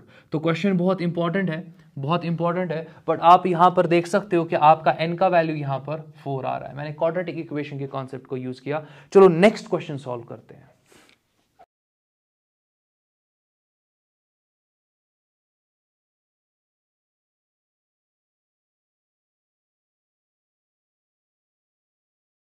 Again जैसे कि आपने क्वेश्चन देखा होगा, आपके पास यहाँ पे प्लेट्स देकर है, 1 2 3 4 प्लेट्स देकर है। क्या आप इन प्लेट्स का इक्विवेलेंट सर्किट ड्रॉ कर सकते हो? अब बहुत आसान है ड्रॉ करना। मैं एक ट्रिक आपको दिखाऊंगा जिससे आप किसी भी मुश्किल प्लेट वाले सर्किट को बहुत आसानी से एक सिंपल से सर्किट में कन्वर्ट कर सकते हो। दैट मीन्स ये तो प्लेट्स आपको देकर है ना, इन्हीं प्लेट्स को आपको सर्किट में कन्वर्ट करना होता है, वो मैं आपको दिखा दूंगा। बहुत अच्छा सा ट्रिक है और आप किसी भी क्वेश्चन में फिर इसको अप्लाई कर सकते हो। दूसरा पॉइंट, यहां पर एक प्लेट का लेंथ आपको 2 देकर है, ब्रेड्थ आपको 3/2 देकर है, एरिया ऑफ अ प्लेट निकाल सकते हो ना। तो देख लो यहां पर मैं एरिया ऑफ प्लेट डायरेक्टली बोल सकता हूं कि जो एरिया आपके पास होने वाला है प्लेट का, that will be 2 into 3/2 which is equal to, ये आपका 3 आने वाला है बट सेंटीमीटर स्क्वायर। तो इतना तो पता है। और दो प्लेट्स के बीच का सेपरेशन यहां पर d है आपके पास, तो ठीक है, दो प्लेट्स के बीच का सेपरेशन आपके पास d है। तो दैट मींस अगर मैं एक कैपेसिटर की बात करूं, एक कैपेसिटर का कैपेसिटेंस होता है epsilon not a divided by d, तो यही होता है ना। तो कहने का मतलब ये है एप्सिलॉन नॉट तो अपनी जगह पे रहेगा, एरिया की जगह 3 आएगा, डी का वैल्यू डी ही रहेगा। तो सी का वैल्यू आपके पास ये है। अब देखते हैं कि यहां पे कितने डिफरेंट कैपेसिटर्स आपके पास है और सर्किट में वो कैसे अरेंज आप कर रहे हो। करना कुछ नहीं है, आपके पास अगर आप देखोगे ये एक प्लेट है ना, इसका नंबर आप इसको 1 दे दो। ये जो आपके पास ये वाला प्लेट है, ये तो कंबाइंड फॉर्म है, ये आपको लग रहा होगा कि एक ही प्लेट है मगर बेंड करा हुआ है। इस पूरे प्लेट के लिए आप 2 यहां पे लिख दोगे, और तीसरा प्लेट आपके पास ये है, इसके लिए आप 3 लिख दोगे। आपको यहां पर रेजिस्टेंस आपको यहां पे कैपेसिटेंस निकालना है 1 और 3 के बीच में, इक्विवेलेंट कैपेसिटेंस। तो आप यहां पे 3 नोड्स फॉर्म करो। ये आपका 1 होगा, यहां पर दूसरा नोड आपके पास यहां पर 2 होगा, और तीसरा नोड आपके पास यहां पे 3 होगा, जो ना आपने यहां पे नेमिंग करा 1 2 एंड 3। अगर B आपका 2 है तो ऑटोमेटिकली D को भी कौन सा नंबर आप दोगे? D को भी आप 2 नंबर दोगे, क्योंकि ये सारा एक ही प्लेट आपको लग रहा होगा। तो B को जो नंबर दिया वही आपको D को भी नंबर मिलने वाला है। अब जरा देखते जाओ, आप देख सकते हो कि 1 और 2 के बीच में एक प्लेट आ जाएगा, तो 1 और 2 के बीच में एक प्लेट आप लगा दोगे। अच्छा, इसका कैपेसिटेंस कितना होगा, वो C होने वाला है। सब कैपेसिटर्स का कैपेसिटेंस C होने वाला है, क्योंकि आपको बहुत आसान सा क्वेश्चन देकर है। ऐसा नहीं है कि इन दो प्लेट्स के बीच का जो सेपरेशन है वो D/2 है, इसका D है, इसका 3D है। सेम आपके वैल्यूज देकर है, हर किसी प्लेट का एरिया आपका सेम है, तो जो भी कैपेसिटर यहां पर आपको मिलेगा उसको आप C से रिप्रेजेंट करो, और C का value 3 times epsilon not by D आने वाला है। अब जरा फर्दर कंटिन्यू करते हैं। 1 और 2 के बीच में आपने एक प्लेट लगाया, 2 और 3 के बीच में और एक प्लेट लगाओ, 2 और 3 के बीच में आप और एक प्लेट यहां पे लगाओ, तो 2 और 3 के बीच में भी हो गया। फाइनल प्लेट आपका 3 और 2 के बीच में आएगा, 3 और 2 के बीच में आपका फाइनल प्लेट आ जाएगा। इसका कैपेसिटेंस भी C, इसका कैपेसिटेंस भी C। आपको यहां पर 1 और आपको यहां पर 3 के बीच का इक्विवेलेंट कैपेसिटेंस निकालना है। अब देख सकते हो आपकी ये दो पैरेलल में है, अगर ये दो आपके पैरेलल में है, इनका इक्विवेलेंट कैपेसिटेंस 2C होगा। फिर आपका 2C और C वाला पार्ट यहां पर सीरीज में है, तो सीरीज में आप यहां पे 2C multiplied by C divided by 2C plus C लिख दोगे, ये आपका C इक्विवेलेंट आ जाएगा। तो हो गया ना। अब फर्दर देख लो, यहां पर आपके पास ये बन जाएगा 2C into C divided by 3 times C। C और C यहां पर कैंसिल हो जाएगा, ये आपका C इक्विवेलेंट आ जाएगा। तो कहने का मतलब ये है कि आपका जो C इक्विवेलेंट होगा इट विल बी 2/3 टाइम्स आपका C, और C का वैल्यू किसके बराबर है, 3 एप्सिलॉन नॉट बाई डी। तो यहां पर आप लिखोगे 3 epsilon naught divided by D. आपका यहां पर 3 और 3 कैंसिल हो जाएगा, C इक्विवेलेंट आपका आ जाएगा, it is equal to 2 times epsilon naught divided by D. तो आप देख सकते हो, आप इसको कंपेयर कर सकते हो x times epsilon naught divided by D के साथ, x का वैल्यू डायरेक्टली आपको 2 मिल जाएगा। तो x का वैल्यू जो यहां पर आपको मिलने वाला है ये आपका 2 के बराबर है। तो क्वेश्चन बहुत आसान था, बस आपको समझ में आना चाहिए कि इन प्लेट्स वाले पार्ट को आप कैसे सर्किट में कन्वर्ट कर सकते हो। बहुत आसान था।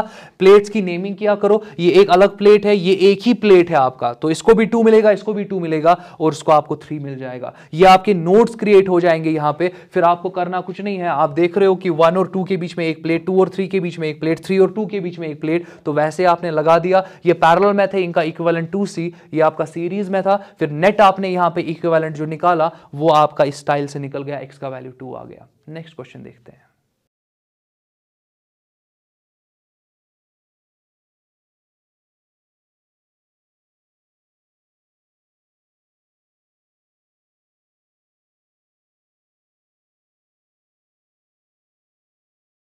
तो ये वाला क्वेश्चन आपका एस्केप वेलोसिटी पे बेस्ड है। अगर ये क्वेश्चन एस्केप वेलोसिटी पे बेस्ड है, चलो एस्केप वेलोसिटी का इक्वेशन देखते हैं। Escape velocity is equal to under root of 2 gm divided by r, यही है ना। अब आप क्या करना चाहते हो, आप एस्केप वेलोसिटी को 10 टाइम इंक्रीज करना चाहते हो, तो r को किस फैक्टर से डिक्रीज करोगे, यही आपका क्वेश्चन आपको पूछ रहा है। तो देख लो, करना कुछ नहीं है, आपका जो नया एस्केप वेलोसिटी आएगा वो v डैश में लिख रहा हूं, तो ठीक है, कोई इश्यू नहीं है। हिट एंड ट्रायल से देख लो, मैं 2 अपनी जगह पे, g अपनी जगह पे, m अपनी जगह पे रखने वाला हूं, इनमें कोई चेंज नहीं आने वाला है। बट r को यहां पर मैं 100 से डिवाइड करने वाला हूं, बस, और कुछ नहीं किया। दैट मींस स्टार्टिंग में जो अर्थ का रेडियस था वो किसके बराबर था, वो r इक्वल टू 6400 था। बट अब जो मैं यहां पर अर्थ के रेडियस को कंप्रेस कर रहा हूं, 100 टाइम्स कंप्रेस कर रहा हूं। क्यों मैंने 100 टाइम्स ही कंप्रेस किया, मैं अभी उसका आंसर बता दूंगा। बट 100 टाइम्स कंप्रेस करने पे आपका जो न्यू रेडियस आ जाएगा वो आपका r/100 आ जाएगा, और r/100 आपका 6400 डिवाइडेड बाय 100 आ जाएगा, which is equal to 64 kilometre. अब क्वेश्चन ये है कि मैंने इसको यहां पर डिवाइड बाय 100 क्यों किया, थोड़ा सा सॉल्व इसको करते हैं। मैं इसको लिख सकता हूं, it is equal to under root of, इस 100 को ऊपर ले सकते हैं, तो ये आपका 100 आ जाएगा, multiplied by 2 gm divided by r। मैं इसको लिख सकता हूं under root of 100 multiplied by under root of 2 gm divided by r। अब जरा समझो, ये नया एस्केप वेलोसिटी है ve dash, it is equal to under root 100 आपका 10 होता है, ये आपका ओरिजिनल एस्केप वेलोसिटी था, which is equal to ve।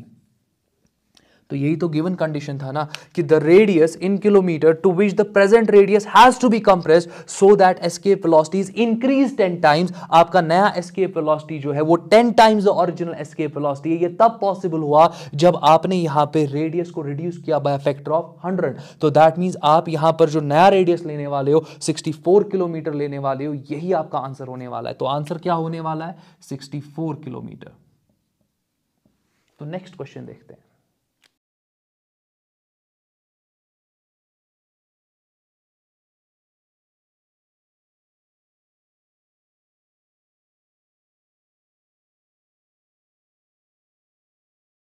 तो ये जो क्वेश्चन यहाँ पर है, ये आप बोल सकते हो ये सिंपल हार्मोनिक ऑसिलेशन से आया हुआ है, पूछा गया है रादर। तो आप देख सकते हो कि आपके पास एक स्प्रिंग है और इस स्प्रिंग से आपका मास एम हैंग कर रहा है।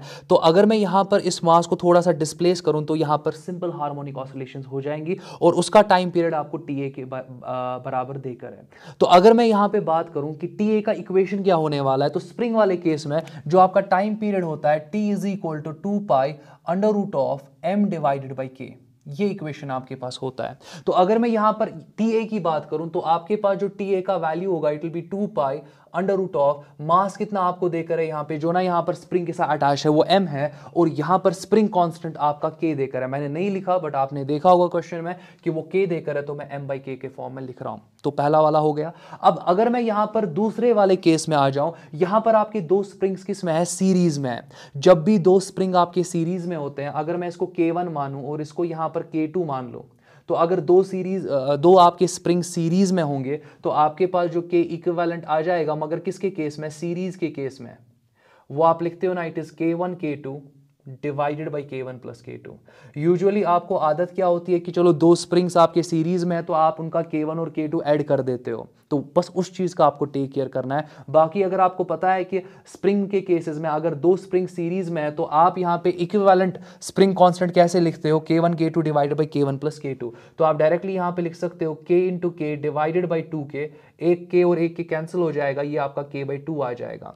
दैट मीन्स अगर मैं आप इस पूरी कॉम्बिनेशन का टाइम पीरियड निकालूं ना, अगर मैं थोड़ा इसको डिस्प्लेस करूं फिर इस पूरी कॉम्बिनेशन का टाइम पीरियड निकालूं, तो आपके पास यहां पर जो टीबी आ जाएगा it will be equal to 2 pi अपनी जगह पे, कितना मास हैंग कर रहा है वो तो m ही आपके पास है। अच्छा, k की जगह पे अब आपके पास k इक्विवेलेंट आपको सब्स्टिट्यूट करना पड़ेगा, जो कि इन दो स्प्रिंग्स का k इक्विवेलेंट होगा, जो ना k बाई 2 के बराबर था।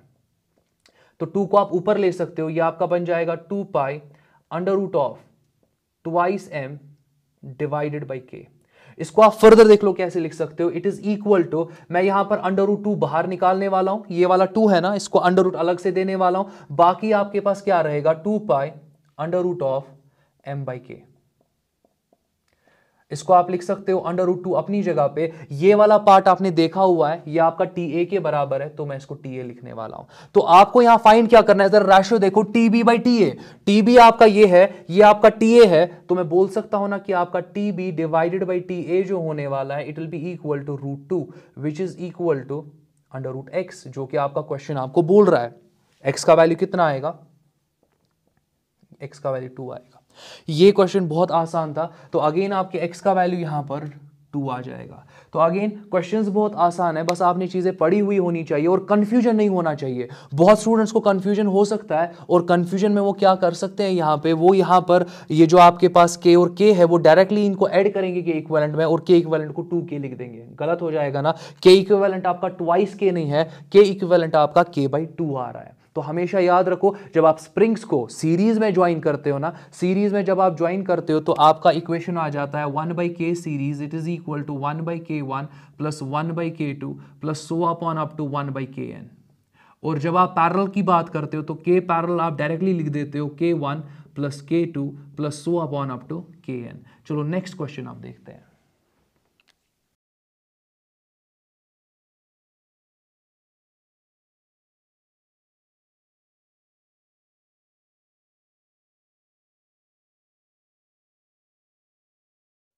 इस क्वेश्चन में बहुत इंपॉर्टेंट पार्ट है कि आपको रोलिंग फैक्टर के बारे में पता हो, रोलिंग फैक्टर के साथ साथ आपको एक्सेलरेशन के बारे में पता हो, और आपको टाइम के बारे में पता हो। मैं क्वेश्चन को बहुत सिंपल करने की कोशिश करूंगा यहाँ पे। पहला इंपॉर्टेंट पॉइंट, जब भी आप एक बॉडी को रोल करवाते हो अलोंग दिस इंक्लाइन प्लेन, तो एक्सेलरेशन का जो वैल्यू आपके पास होता है, आपका एक्सेलरेशन होता है g sine theta divided by beta. ये बीटा आपके पास यहां पर रोलिंग फैक्टर होता है।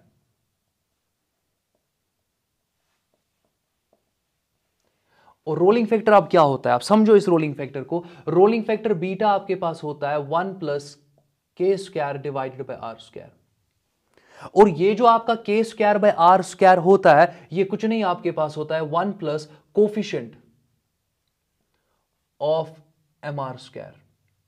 अब आप सोच रहे होंगे मैंने क्या लिखा coefficient of M R square. चलो मैंने पहले रिंग की बात की है ना, रिंग का moment of inertia about Z axis कितना होता है, moment of inertia of ring about Z axis कितना होता है, वो आपका होता है एम आर स्क्वायर। तो ठीक है, हो गया पहला। अच्छा, अगर मैं डिस्क की बात करूं अबाउट जेड एक्सिस, तो डिस्क का आपके पास जो मोमेंट ऑफ इनर्शिया होता है वो होता है 1/2 mr², about Z axis, about Z axis. क्योंकि जब भी कोई आपका ऑब्जेक्ट रोल करेगा ना अबाउट दिस इंक्लाइन प्लेन, वो रोल करेगा और वो एग्जैक्टली रोल कर रहा होगा about the Z axis, not about any diametrical axis, मैं ऐसे बोल सकता हूं। फर्दर अगर मैं बात करूं, सॉलिड सिलेंडर की बात हो रही है, सॉलिड सिलेंडर आपका समवट डिस्क केस ही होता है। तो अगर मैं यहां पर सॉलिड सिलेंडर की बात करूं, तो सॉलिड सिलेंडर की अगर मैं बात करूं, उसका मोमेंट ऑफ इनर्शिया भी आपके पास 1/2 mr² होता है। और लास्ट आपके पास सॉलिड स्फीयर है। सॉलिड स्फीयर को रोटेट करना आसान होता है, तो इसका मोमेंट ऑफ इनर्शिया जो आपके पास होता है सॉलिड स्फीयर का, it is equal to 2/5 mr²। जैसे मुझे ये वैल्यूज याद है, आपको सबके वैल्यूज याद होनी चाहिए। अगर हॉलोस्फीयर की बात की गई होती, हॉलोस्फीयर का मोमेंट ऑफ इनर्शिया आपको पता होना चाहिए था, दैट इज 2/3 mr²। तो फिलहाल के लिए मैंने इन पॉइंट्स को यहां पर लिया हुआ है, तो होपफुली अभी तक किसी को डाउट कहीं पे भी नहीं होगा, होपफुली किसी को भी कहीं पे डाउट नहीं होगा। अब समझो यहां पे, अब आप आराम से देखते जाओ। यहां पर अब अगर मैं बात करूं, कोफिशिएंट्स को देखो, कोफिशिएंट्स को देखो आप यहां पे। पहले का कोफिशिएंट आपके पास यहां पर क्या है, 1 है। दूसरे का कोफिशिएंट कितना है, 1/2 है। अगले का कोफिशिएंट 1/2 है। अगले का कोफिशिएंट 2/5 है। यही कोफिशिएंट्स जो आपके होते हैं, यही आपके यहां पर k²/r² को रिप्रेजेंट करते हैं। तो अगर मैं रिंग के लिए बीटा फैक्टर निकालूं, जरा रिंग के लिए बीटा फैक्टर देख लो, beta will be equal to 1 plus coefficient कितना है 1, तो वो आपके पास कितना आ जाएगा 2। अगर मैं इस वाले डिस्क के लिए बीटा का वैल्यू निकालूं, ये आपके पास 1 प्लस 0.5 आ जाएगा, विच विल बी 1.5। अगर मैं यहां सॉलिड सिलेंडर के लिए बीटा का वैल्यू निकालूं, 1 प्लस 0.5, अगेन ये आपका 1.5 आ जाएगा। और अगर मैं यहां पर सॉलिड स्फीयर की बात करूं, इसका यहां पे बीटा का वैल्यू निकालूं, ये 1 प्लस 2/5 आपका शायद 0.4 होता है, तो यहां पर आप 0.4 ऐड कर दोगे तो 1.4 आ जाएगा। तो देख लो, बीटा फैक्टर मैंने निकाल दिया, ऐसे आपको पता होना चाहिए। तो अगला इंपॉर्टेंट पॉइंट क्या है, अगला इंपॉर्टेंट पॉइंट ये है कि आपको पहले से ही पता होता है कि S is equal to ut plus 1/2 at²। तो इसमें किसी को डाउट होगा नहीं। अब आप इनिशियली इसको ड्रॉप कर रहे हो ना, तो इनिशियल वेलोसिटी जो आपके इन रोलिंग ऑब्जेक्ट्स का होने वाला है वो तो 0 होने वाला है। तो आपका जो S होगा it will be equal to, ये सारा 0 होगा 1/2 at²। इसमें किसी को डाउट नहीं होना चाहिए। फाइनल पार्ट मैं बोल सकता हूं ना कि twice S divided by A it is equal to t²। Therefore आपका जो t होगा it will be equal to under root of twice S divided by A, that means t will be inversely proportional to acceleration. तो अब समझो कौन सी body नीचे सबसे पहले पहुंचेगी, जिसका एक्सेलरेशन बहुत ज्यादा होगा। जिसका एक्सेलरेशन बहुत ज्यादा होगा उसको बहुत कम टाइम लगने वाला है। अच्छा, एक्सेलरेशन किसका ज्यादा होगा, सबके लिए g का वैल्यू सेम है, थीटा का वैल्यू सेम है। अब एक्सेलरेशन उसका ज्यादा होगा जिसका बीटा कम होगा। एक बार और, टाइम उसको कम लगेगा जिसका एक्सेलरेशन ज्यादा। एक्सेलरेशन ज्यादा होने के लिए बीटा का वैल्यू कम होना चाहिए। बीटा का वैल्यू किसके लिए कम आपको दिख रहा है, बीटा का वैल्यू आपको सॉलिड स्फीयर के लिए कम दिख रहा है। दैट मींस यहां पर आपका जो आंसर आने वाला है, इन चार में से सबसे पहले जो बॉटम पे पहुंचने वाला है वो आपका सॉलिड स्फीयर है। तो आपका 4 आंसर आएगा। आपको यहां पर इंटीजर में 4 लिख देना था। हो गया। नेक्स्ट क्वेश्चन देखते हैं।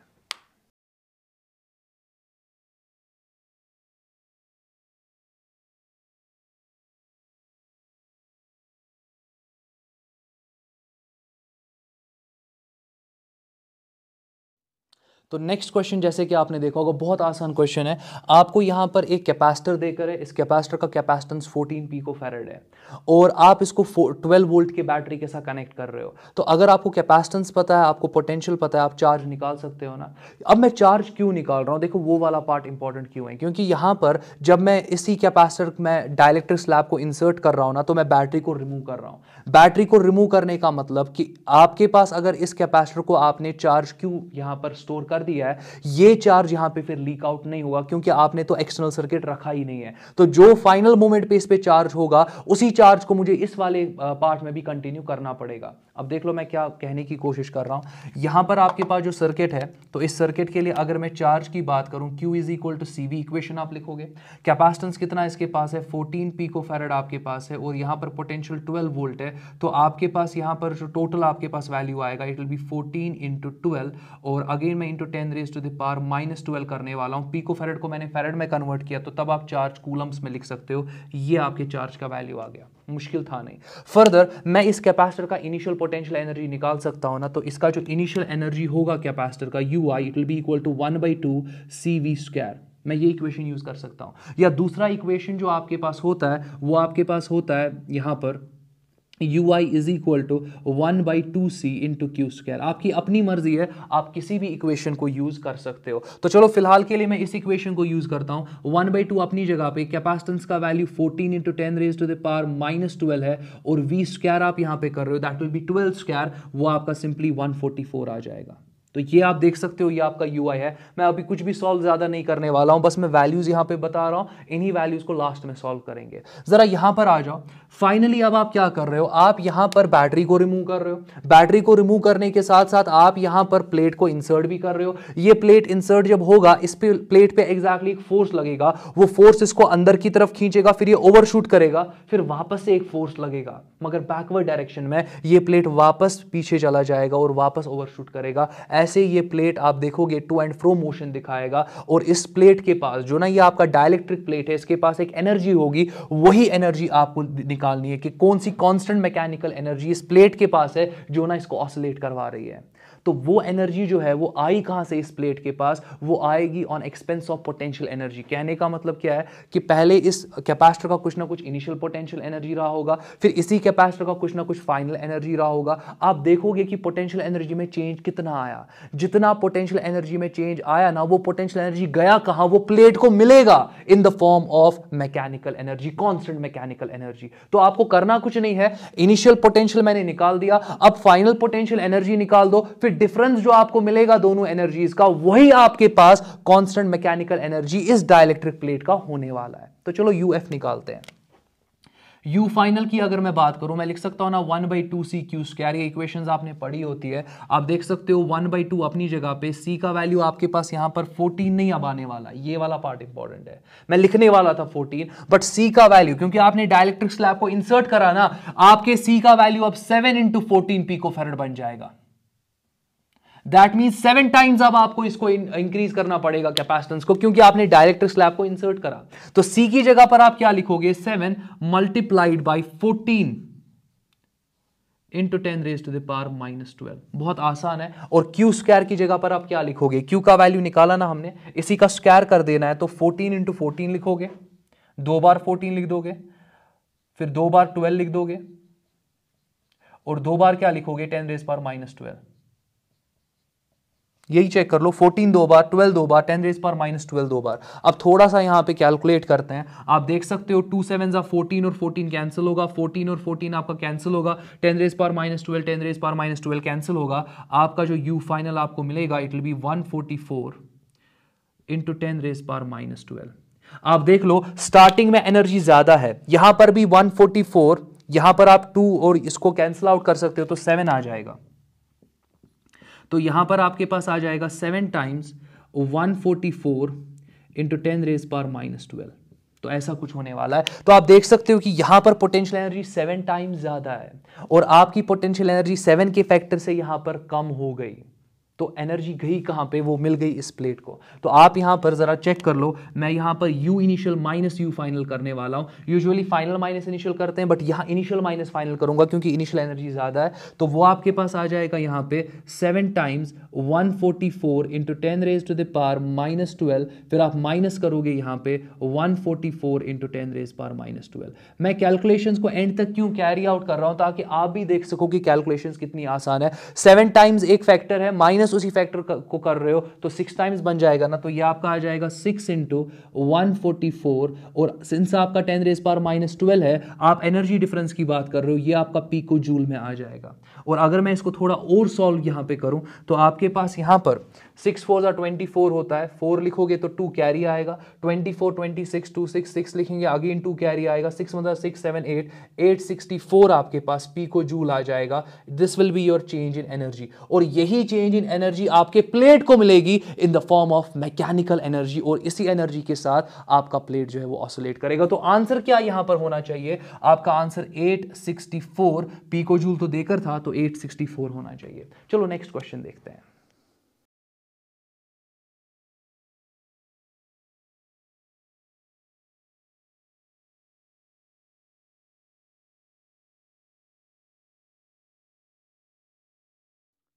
तो अगेन ऐसे क्वेश्चन जो यहाँ पर आप देख रहे हो, एंट्रेंस एग्जामिनेशन से पहले मैंने इस शिफ्ट से पहले मैंने वीडियोस अपलोड करे थे मैकेनिक्स पे, मैंने कुछ पार्ट्स वहाँ पे अपलोड किए थे, तो उसी में मैंने ये वाला क्वेश्चन भी लिया था। मैंने आपको दिखाया था कैसे इस क्वेश्चन को आप विद इन सेकेंड सॉल्व कर सकते हो। आप टाइमर स्टार्ट कर लो, मैं इस क्वेश्चन को with in 15 to 20 second solve करने वाला हूँ। करना कुछ नहीं है, फोर्स किस पे लग रहा है, फोर्स नीचे वाले ब्लॉक पे लग रहा है, ऊपर वाले पे लग रहा होता तो इक्वेशन डिफरेंट आ जाती। तो नीचे वाले ब्लॉक पे फोर्स लग रहा है, आप डायरेक्टली यहां पर लिख सकते हो कि जो आपके पास F मैक्सिमम है it is equal to μ1 plus μ2 times m1 plus m2 times आपके पास G आएगा। ये इक्वेशन आपका होता है। अगर ऊपर वाले ब्लॉक पे लगता फोर्स, फिर आपको इसको मल्टीप्लाई करना था m1 बाई m2 के फैक्टर से, ऊपर वाले ब्लॉक के मास से डिवाइडेड बाई नीचे वाला ब्लॉक का मास, वो फैक्टर से मल्टीप्लाई करना था, फिर आपको अगेन वहां पे F मैक्सिमम मिलता अगर इसी फोर्स को आप ऊपर वाले ब्लॉक पे अप्लाई करते। तो कुछ नहीं है, बहुत आसान है। अब डायरेक्टली देख लो, μ1 का वैल्यू, एक आपका 0 है, दूसरा 3/7 है, तो 0 प्लस 3/7 आ जाएगा। अच्छा, मास की बात करो तो सम ऑफ मासेस आपका 4.5 प्लस 0.5 आपका 5 आने वाला है। जी का वैल्यू आप यहाँ पे 9.8 लेने वाले हो। अब देख लो यहाँ पर 9.8 अगर नहीं लिया, 10 दिया ना, तो आपको आंसर फिर भी मिल जाएगा, बट कैलकुलेशन थोड़ी डिफिकल्ट बन जाएगी। यहाँ पर अगर मैं बात करूँ, ये आपका आ जाएगा 5 × 3 आपका 15 होता है, डिवाइडेड बाई 7 मल्टीप्लाइड बाई 9.8। देख लो क्यों दिया था 9.8, ये चेक कर लो। आपका 7.1 या आपका 7.1 आ जाएगा, 7.4 1.4 डायरेक्ट आ जाएगा। 7 के टेबल में 98 आ जाता है, ये पता होना चाहिए। अच्छा चलो फर्दर सॉल्व करते हैं। ये आपका 15 × 1.4 है अब आपके पास, तो आप डायरेक्टली इसको लिख सकते हो 15 मल्टीप्लाइड बाई 14 डिवाइडेड बाई 10। तो कहीं पे डाउट नहीं होना चाहिए। आप यहां पर 5 2s are 5 3s are कर सकते हो, 2 1s are 2 7s are कर सकते हो, 7 3s are आपका 21। ये आपका आंसर आ गया। तो दैट मीन्स आपका F मैक्सिमम जो है ये 21 न्यूटन के बराबर हो सकता है। Next question.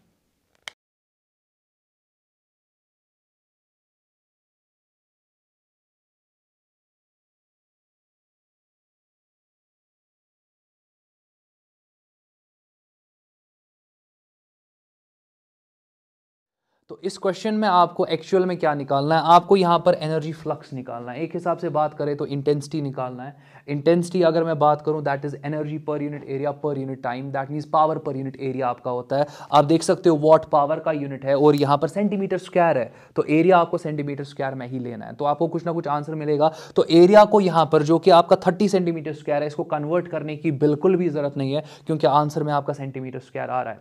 दूसरा इंपॉर्टेंट पॉइंट अगर मैं बात करूं, फोर्स आपको देकर है, एरिया आपको देकर है, आप प्रेशर निकाल सकते हो। आपको यहां पर इंटेंसिटी निकालनी है। स्पीड ऑफ लाइट तो सबको पता होता है, आप रेडिएशन प्रेशर के कॉन्सेप्ट को यूज कर सकते हो।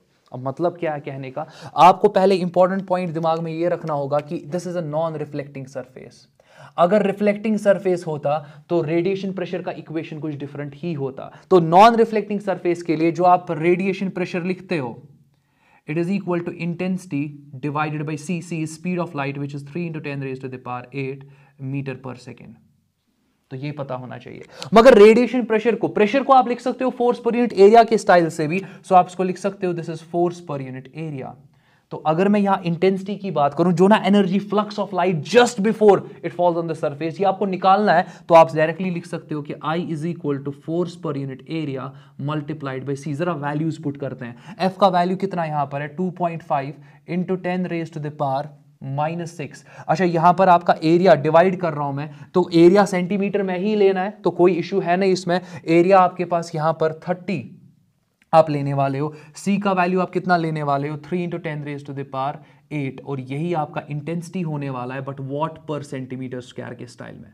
तो फर्दर अगर बात करूं, यहां पे आपके पास 0 यहां पर कैंसिल हो जाएगा, यहां पर आपका 10⁻7 रह जाएगा, आपका 10⁻7 में सिर्फ यहां 10 रह जाएगा, क्योंकि 10⁻6 के साथ वो कैंसिल हो जाएगा। आपका 3 और 3 यहां पर कैंसिल हो जाएगा, आपके पास 25 आपको आई का वैल्यू मिलने वाला है, मगर वॉट पर सेंटीमीटर स्क्वायर में।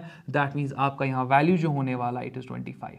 बहुत इंपॉर्टेंट है ये। मैं बोल सकता हूं ये क्वेश्चन ईएम वेव से पूछा गया है, मैं बोल सकता हूं कि ये question dual nature of matter से पूछा गया है, तो दोनों चैप्टर्स में कॉन्सेप्ट आ ही जाता है। तो अगर फॉर एग्जांपल आपके पास यहां पर रिफ्लेक्टिंग सरफेस होता, रिफ्लेक्टिंग सरफेस के लिए आप पी रेडिएशन कैसे लेते हो, और आपको बोला गया है यहां पे क्वेश्चन में, नीचे हिंट दिया हुआ है कि आपके पास लाइट बीम इंसिडेंट करती है नॉर्मली, किसी एंगल पे नहीं, क्योंकि अगर किसी एंगल पे भी फॉल करती है ना, तब जाके आपके रेडिएशन प्रेशर के स्टाइल कुछ ऐसे होते। अगर मैं बात करूं रिफ्लेक्टिंग सरफेस का, रिफ्लेक्टिंग सरफेस के लिए आपका जो रेडिएशन प्रेशर होता है, आप उसको लिखते हो ट्वाइस आई डिवाइडेड बाई सी। और अगर किसी एंगल पे अगर फॉर एग्जांपल आपका फॉल कर रहा होगा तो तब जाके आप रेडिएशन प्रेशर कैसे लिखते हो? रेडिएशन प्रेशर लिखते हो simply I cos theta divided by C, या आप लिखते हो वहां पे twice I cos theta divided by C. तो ये स्टाइल आपके होते हैं, बट ये वाला नहीं आपको बोला गया, ये वाला आपको नहीं बोला गया, ये वाला नहीं बोला गया, इस वाले पार्ट को लिया गया। तो इसी वाले पार्ट को सॉल्व करके आंसर आपका 25 आ गया। तो जैसे कि आप देख सकते हो मैंने पूरा शिफ्ट यहां पर आपके सामने एक्सप्लेन करा, पूरा शिफ्ट मैंने यहां पर एक एक क्वेश्चन कोशिश की कि मैं आपको अच्छे तरीके से समझा सकूं। अगेन अगर आपके फंडामेंटल स्ट्रांग होंगे, बेसिक्स आपके स्ट्रांग होंगे ना, आप सारे क्वेश्चंस को विद इन सेकंड सॉल्व कर सकते हो। मैं तो समझा रहा हूं, मैं तो एक एक स्टेप कर रहा हूं। मुझे अगर इतना टाइम लग रहा है 2 से 3 मिनट मुझे मैक्सिमम क्वेश्चंस में लगा होगा, मैक्सिमम क्वेश्चंस में 2 से 3 मिनट या चलो 4 मिनट 5 मिनट तक लगा होगा, और कुछ कुछ क्वेश्चंस में 8 से 9 मिनट लगे होंगे। बट आप देख सकते हो कि समझाते समझाते मुझे सिर्फ 5 मिनट तक लग रहा है। अगर मैं पेन और पेपर लूं और क्वेश्चंस को डायरेक्टली करूं, कुछ समझाना ना हो, कुछ ना करना हो, ये सारे क्वेश्चंस आप आराम से कर सकते हो विद इन सेकेंड्स। 1 मिनट में सारे क्वेश्चंस हो सकते हैं। आपके 30 क्वेश्चन अगर फिजिक्स पेपर में ही 30 क्वेश्चन कर दोगे ना, 120 स्कोर हो जाएगा। 120 आपका अगर स्कोर हो गया, आपकी सिलेक्शन एनआईटी में हो जाएगी, आपकी सिलेक्शन आराम से एनआईटी में हो जाएगी। मगर आप फिजिक्स में सिर्फ करोगे, आप तो केमिस्ट्री में से भी कुछ करोगे और आप तो मैथमेटिक्स में भी कुछ करोगे, तो दैट मींस आपका सिलेक्शन गारंटीड है। तो फिजिक्स वाला जो चैप्टर है बहुत स्कोरिंग रहा होगा, बहुत स्कोरिंग रहा है इस साल। तो अगेन मैं आपसे सिंपली ये सजेस्ट करूंगा, और अगेन जो नीट के स्टूडेंट्स हैं जिन्होंने अभी तक सारा वीडियो देखा, मैं उनको भी सजेस्ट करूंगा कि इसी स्टाइल के क्वेश्चंस प्लीज आप अटेम्प्ट करो, और उनको मॉक टेस्ट में जो आपके मॉक टेस्ट देते हो, ऐसे क्वेश्चंस जहां पर भी दिखे ना, उनको पूरा फोकस के साथ करो। की पॉइंट जो है आप प्लीज वो पेन डाउन करो और उन्हीं को बार बार रिवाइज करते जाओ। सिलेक्शन आपका आराम से हो जाएगा। आज के लिए इतना काफी। नेक्स्ट वीडियो में कुछ टाइम के बाद मैं अपलोड करने वाला हूं, जहां पर मैं आपको चैप्टर वाइज वेटेज के बारे में बात करने वाला हूं कि आपको नीट के लिए आपको एग्जैक्टली किन चैप्टर्स पे कितना फोकस करना चाहिए, वेटेज क्या आपके चैप्टर्स का रहने वाला है, उसके बारे में बात करने वाला हूं। टिल देन इतना काफी है। Take care.